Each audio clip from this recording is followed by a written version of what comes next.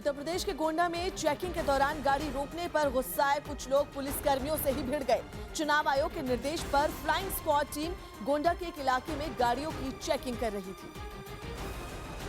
इस दौरान एक गाड़ी को रुकवाने की कोशिश में गाड़ी का शीशा टूट गया, जिसके बाद उस गाड़ी में सवार लड़के पुलिस वालों से लड़ने लगे। गाड़ी में सवार लड़के हाथ में डंडे और हॉकी स्टिक लेकर पुलिस वालों को मारने पर उतारू हो गए। लड़कों की दबंगई इतनी थी कि वो एक पुलिस वाले को जबरदस्ती अपनी गाड़ी में बिठाकर ले जाने की कोशिश करने भी लगे। लड़के इतने बेखौफ थे कि उन्होंने पुलिस की पूरी टीम को ही घेर लिया। उनका आरोप था कि पुलिस ने जानबूझकर उनकी गाड़ी का शीशा तोड़ा। हालांकि पुलिस ने उनके आरोपों को खारिज कर दिया। उसको रुकवाने का प्रयास किया। उस रुकवाने में उन्होंने जब डंडा आगे बढ़ाया तो वो शीशे से टकरा गया, जिससे उसमें क्रैक्स आ गए। करीब घंटे भर ये हाई वोल्टेज ड्रामा चलता रहा। वहीं अधिकारियों के पहुंचने के बाद मामला शांत हो सका।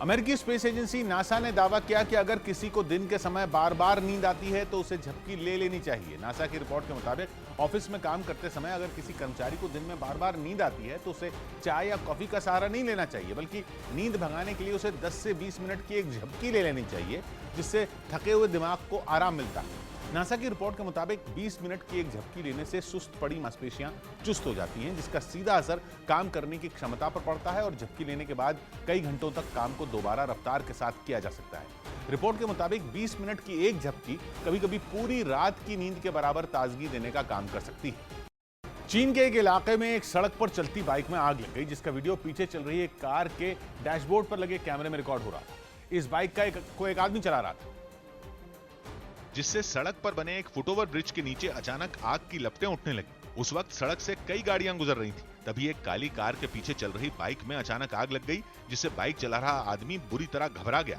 आग की लपटों में घिर जाने की वजह से उसने अपनी बाइक रोक दी। आग से बचने की कोशिश में वो बाइक समेत सड़क पर गिर गया। इस दौरान आग की वजह से बाइक में धमाके का भी खतरा था। हालांकि धमाका नहीं हुआ, लेकिन आग की वजह से बाइक बुरी तरह जल गई। इस हादसे में बाइक सवार की जान बाल बाल बच गई। भोपाल लोकसभा सीट पर कांग्रेस के दिग्गज नेता दिग्विजय सिंह के खिलाफ बीजेपी के कट्टर हिंदुवादी चेहरे को उतार सकते हैं। माना जा रहा है कि बीजेपी सीट से केंद्रीय मंत्री उमा भारती को अपना उम्मीदवार बना सकती है। लेकिन कुछ महीने पहले ही उमा भारती ने लोकसभा चुनाव लड़ने से मना कर दिया था। बावजूद इसके राजनीतिक गलियारों में उनके भोपाल लोकसभा सीट से चुनाव लड़ने की चर्चा जोरों पर है। जो पार्टी निर्णय करने वाली है वो हमको स्वीकार है, हम स्वागत करेंगे उनका भी, क्योंकि हमारी नेता है, राष्ट्रीय नेता है। वहीं कांग्रेस ने इस सीट पर बीजेपी के प्रत्याशी का नाम फाइनल नहीं होने पर तंज कसा। उमा भारती जी घोषित कर चुकी थी कि 1.5 साल का वो संन्यास ले रही हैं। हर व्यक्ति डर रहा है आदरणीय दिग्विजय सिंह जी के सामने चुनाव लड़ने से, और लगे हाथ कांग्रेस ने सीट पर जीत का दावा भी कर दिया। इस बार भोपाल से आदरणीय दिग्विजय सिंह जी जीतेंगे और कांग्रेस का झंडा यहाँ लहराएगा।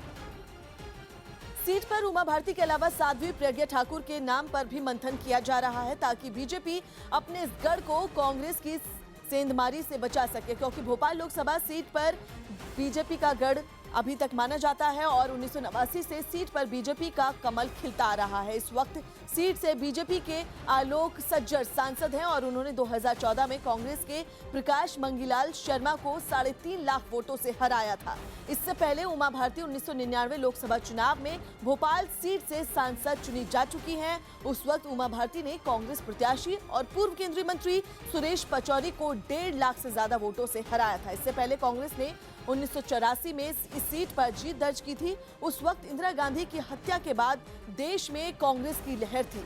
भोपाल लोकसभा सीट पर छठे चरण में 12 मई को चुनाव होंगे। बिहार के पटना में रामनवमी के मौके पर बीजेपी विधायक की तरफ से आयोजित कराए जा रहे एक कार्यक्रम पर राजनीति गर्मा गई। इस मामले में कांग्रेस ने आचार संहिता के उल्लंघन का आरोप लगाते हुए चुनाव आयोग से कार्रवाई की मांग की।